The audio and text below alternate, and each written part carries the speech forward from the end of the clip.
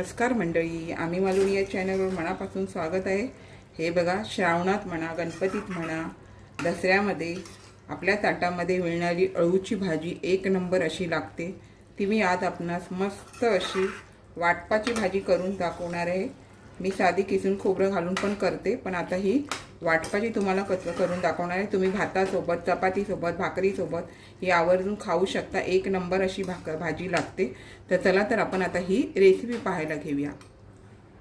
नमस्कार मंडळी, हे बघा, श्रावणाची चाहूल लागली की अळूची भाजी, अळू वड्या हे असे वेगवेगळे पदार्थ केले जातात। त्याच्यासाठी हे मस्त असं, आणि बहुतेक करून श्रावणामध्ये सगळेजण व्हेज खाण्याचाच प्रयत्न करतात। त्यामुळे हे असे पदार्थ खाल्ले ना तर तुमच्या पोटाला पण त्याने आराम मिळतो।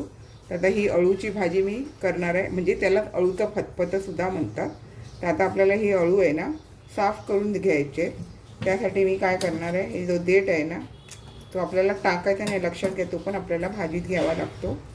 आणि अशा प्रकारे आपण शेंगा कसे सोलतो तशाच प्रकारे हे असे सोलून घ्यायचे। बघा, असं हे सालासकट ठेवायचं नाही, सोलून घ्यायचं आणि आपल्याला मस्त मग बारीक करायचं आहे। अशा प्रकारे पुन्हा एक दाखवते, बहुतेकांना माहीतच आहे अळूची भाजी करणाऱ्यांना। ते बघा, अशा प्रकारे सोलून घ्यायचं, मस्त असं निघलं जातं। आता हे मी अशा प्रकारे सोलून घेते, मग कापताना पण दाखवते। हे बघा, आता आपण हे सर्व देठ साफ करून झाले। तर तुम्ही आधी पण पानं धुवू शकता किंवा नंतर धुतलं तरी चालतं, काय होत नाही। धुताना चाळणीमध्ये धुवायची, नाही तर हाताला सगळी खाज खाऊन जाईल। तर त्याच्यामुळे हे बघा अशा प्रकारे, आणि असं साफ करून झाल्याच्या नंतर आपल्याला काय करायचं आहे, आगूळ किंवा चिंचेचं पाणी हाताला लावून तुम्हाला हे हात स्वच्छ करून घ्यायचे, मग हाताला खाज वगैरे येत नाही। अशा प्रकारे आहे ना, हे बघा मी पाण्यामध्ये धुडते, वेगवेगळे देठ कापायची गरज लागत नाही। अशा प्रकारे करायचं आणि फटक्कन होऊन जाणार। आणि आता मी तुम्हाला कापायला दाखवते। अशा प्रकारे कापून घेते, किंवा आधी पण पाने धुतली तरी चालतात, आणि मग चाळणीमध्ये नंतर धुतली तर चाळणीमध्ये धुवून घ्यायची आणि अशा प्रकारे कापून घ्यायची। जे देठ पण वेगळे कापायची गरज नाही लागत, आणि एकदम काय बारीक कापायची गरज नाही, कारण ते शिजलं जातं, मेन होतं त्याचं, चांगलं शिजवून घ्यायचं असतं। त्याच्यामुळे मोठे छोटं बारीक केलं तरी चालून जातं। त्याच्यामुळे मी आता हे बघा अशा प्रकारे हे कापून घेते सर्व। आहे की नाही पटकन होणारी आयडिया, म्हणजे देठ वेगळे कापायची तुम्हाला गरज भासणार नाही। अशा प्रकारे कापले ना तर हाताला खाज पण जरा कमी लागेल, सोलताना जेवढी लागते तेवढीच। सगळे अळू आहे ना खाजेळे नसतात। आता हे भाजीचं अळू आहे, हे अळूवडीचं नाही आहे। एकदम तुम्ही असे पोपटी असे देठ असतात ना ते खाजेळ असतं, थोडं ह्याला जरा कमी खाज असते। आता हे मी असं बघा अशा प्रकारे मी हे बाकीचं सर्व कापून घेते। आता आपण मस्त कापून वगैरे स्वच्छ धुवून चाळणीत निथळायला ठेवलेली आहे। आता थोडंसं निथळलं तरी आपण हे कुकरला शिटी काढून घ्यायची। त्यासाठी मी काय केलेलं आहे, हे वाल आणि शेंगदाणे हे दोन्ही घेतलेले आहे। आणि जर तुम्हाला एक टिप सांगते, जर हाताला खाज असेल तर तुमच्याकडे कोकम किंवा आगूळ असेल ना तर अशा प्रकारे हाताला लावून घ्यायचा, जेणेकरून खाज वगैरे ती लागत नाही। आणि मग स्वच्छ हात धुवून घ्यायचा, आणि मग हात पण तुमचे असे काळे वगैरे ते असतात ते निघून जातील। आता आपल्याला कुकरमध्ये घालून 3 ते 4 शिट्या घालून घ्यायचे। आता मी हे कुकरमध्ये घालून घेते। आता हे शेंगदाणे पण रात्री मी भिजत ठेवलेली, आणि वाल पण, हे वालामुळे काय माहिती आहे मस्त लागते भाजी। सालासकटच यामध्ये ठेवायचे, आणि तुम्ही त्याच्यामध्ये काळे वाटाणे, चणे वगैरे असे वापरत असाल ना तरी चालेल। आता हे मी यामध्ये घालून घेते।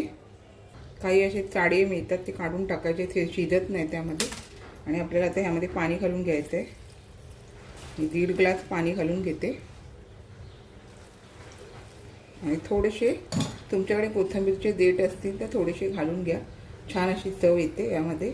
आणि आता आपण हे कुकरला 4 ते 5 शिट्या काढून घेऊया।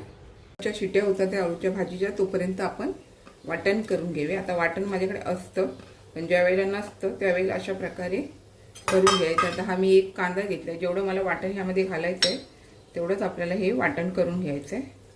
जास्त घालायचं असेल तर जास्त घ्यायचं आहे, त्यासाठी थोडं घालायचं आहे, त्यामुळे एक कांदा घेतलेला आहे. कांदा थोडासा नरम झाला का तेल जरासं घालून घेते. तेलामध्ये आपल्याला थोडासा कांदा व्यवस्थित असा भाजून घेऊया. हे बघा, कांदा थोडा नरम होत आला तसं आपल्याला यामध्ये आलं आणि लसूण घालून घ्यायची. आलं लसूणची पेस्ट पण असते, ज्यावेळेला नसते त्यावेळेला अशा प्रकारे मी वाटण करते. आता आपल्याला छान असं यामध्ये थोडंसं परतवून घेऊन यातच आपल्याला खोबरं भाजून घ्यायचं आहे. थोडंसं जेव्हा वाटण करतो ना आपण त्यावेळेला अशा प्रकारे करून घ्यायचं. एकदम तुम्हाला करून ठेवायचं असेल तर कांदा खोबऱ्याचं वाटण, आलं लसूण कोथिंबीर कढीपत्त्याची पेस्ट ह्याचं वाटण हे वेगळं करायचं. हे बघा, आपण आलं लसूण पण त्यात छान परतून घेतले. तसं मूठभर जायसारखं यामध्ये ओल्या नारळाचं किस घेतलं आहे. जसं मी सुकं खोबरं वापरते ना तसंच ओलं नारळ पण वापरते. तर ओल्या नारळाचा किस पण ह्यामध्ये छान असं आपल्याला थोडी फास्ट नाही, स्लो आणि फास्टमध्ये करून आपल्याला हे वाटण भाजून घ्यायचं. तर हे मी व्यवस्थित असं भाजून घेते. हे बघा, मस्त असं आपलं कांदा खोबरा भाजून झालं आणि आपल्याला आता ह्यामध्ये थोडीशी कोथिंबीर आणि कढीपत्ता, जसं मी आलं लसूणच्या पेस्टमध्ये कढीपत्ता कोथिंबीर घालते तसंच आपल्याला हे वेगळं जर वाटण नाही करायचं झालं तर एकत्र करण्याचा स्टाईल मला अशा प्रकारे मी वाटण करून घेते. आणि आता आपल्याला हे वेगळ्या प्लेटमध्ये काढून थंड करून मग नंतर वाटून घ्यायचं. आता हे मी काढून घेते आणि मग थंड करून घेते. हे बघा, हे वाटण आता आपण प्लेटमध्ये काढून थंड करत ठेवूया. आता हे वाटण थंड झालेलं आहे, आपण वाटून घेऊया. थोडं पाणी घालून आपलं वाटण पण आता तयार झालं आहे. आणि ही अळूची भाजी पण हे बघा अशी शिजली गेली आहे आणि अजून ती आपली चांगली शिजली जाणार, कारण मेनली पाहिजे ना, त्याच्यामुळे ही चांगली शिजली जाते, चांगली मेनली जाते. वाल बिल बघा चांगले शिजले आहेत, शेंगदाणे वगैरे पण चांगले शिजले आहेत, गरम आहेत. आता मी हे पाणी फेकायचं आणि या पाण्यातच आपल्याला ती शिजवायची आहे आणि वाटणामध्ये. तर आता आपण हे फोडणीला घालून घेऊया. हे बघा, आता आपण ह्यामध्ये तेल घातलं आहे, तर जरासा चमचा बघा, अर्धा चमचा जायसारखं जिरं घालून घेतलं आहे. छान अशी चव येते जिऱ्याने. तर जिरं बघा छान असं तडतडलं तर 2 मिरच्या, मी एक गोडी मिरची आणि एक तिखट मिरची, थोडीशी कढीपत्ता आणि एक अख्खा लसणीचा कांदा घेतलेला आहे. लसूणच्या कांद्यामुळे काय माहिती छान अशी चव येते. यामध्ये आपल्याला मी भाजून घ्यायचे. मी यामध्ये कांद्याचा वापर करत नाही आहे. जे मी वाटपाचं करते ना त्यामध्ये कांदा नाही घालत. मी सुकी जेव्हा अळूची भाजी करते ना त्याच्यामध्ये मी कांद्याचा वापर करते. आता बारीक मस्त करूया. मस्त अशी लसूण मिरची वगैरे चांगली झालेली आहे. आता आपल्याला ह्यामध्ये मसाले घालून घ्यायचे. तर आता हे बघा, मी हिंग, हळद, गरम मसाला, लाल तिखट मसाला हे एक चमचा आहे, अर्धा चमचा आहे असं घालून घेते आणि तेलामध्ये चांगलं असं परतून घेऊया.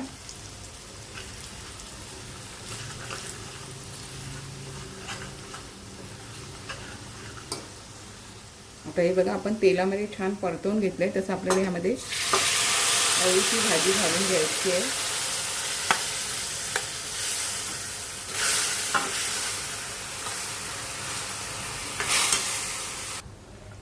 तर हे बघा, आपल्याला जे अळूचे पाणी आहे ना त्यामध्ये ही भाजी आपल्याला चांगली शिजवून घ्यायची आणि मग वाटण घालून पुन्हा शिजवून घ्यायचे. त्याच्यामुळे काय माहिती ही भाजी चांगली मेनली जाते. आता ही मी चांगली हे जे पाणी आटेपर्यंत शिजवून घेते आणि मग वाटण घालून पुन्हा शिजवायचे.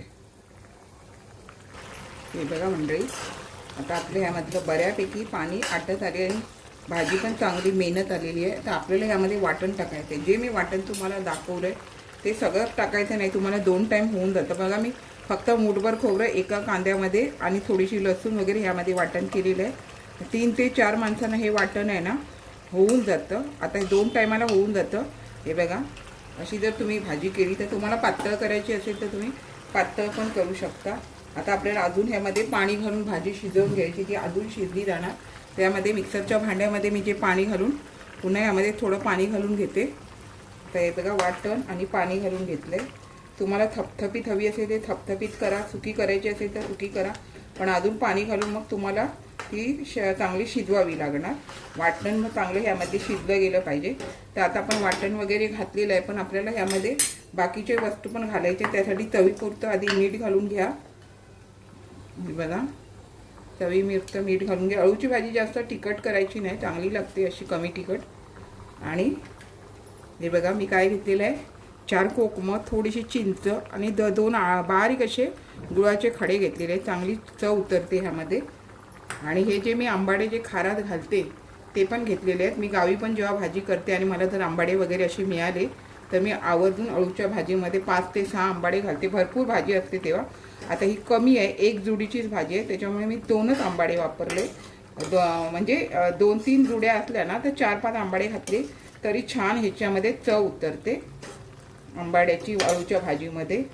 आणि ते आंबाडे खायला पण अळूच्या भाजीत ते चांगले लागतात. तुम्ही यामध्ये मक्का जरी कापून घातलात तरी चालून जातं. आता आपल्याला ही भाजी थोडी चांगली अशी शिजवून घ्यायची आहे. मंडळी मस्त अशी आपली ही भाजी तयार झालेली आहे. तुम्ही चपाती भाकरी बरोबर पण खाऊ शकता, भाताबरोबर खाऊ शकता.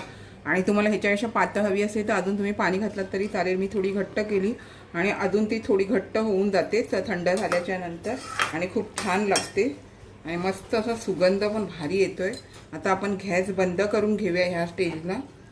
आणि आपल्याला ह्यामध्ये कोथिंबीर घालून घ्यायची आहे. आणि आपल्याला जर आता अळूची पानं तर मिळतातच, गणपतीमध्ये वगैरे भाजी आपण करतो, तर आता पण तुम्ही करून खा, छान लागते अशा प्रकारे केलात तर. हे बघा मंडळी, छान अशी मी आपणास अळूचं फतफत म्हणा, अळूची भाजी म्हणा करून दाखवलेली आहे. मस्त अशी सर्वांच्या घरात होणारी, श्रावणात म्हणा, गणपतीत म्हणा आवर्जून ही भाजी खाल्ली जाते. तर आपणास ही भाजी आवडली तर माझ्या चॅनलला लाईक, शेअर, सबस्क्राईब, हाईप करायला विसरू नका. चला तर आता इथेच थांबते. मस्त खा आणि स्वस्थ राहा. आपण माझे व्हिडिओ पूर्ण पाहता त्याबद्दल मनापासून खूप खूप धन्यवाद.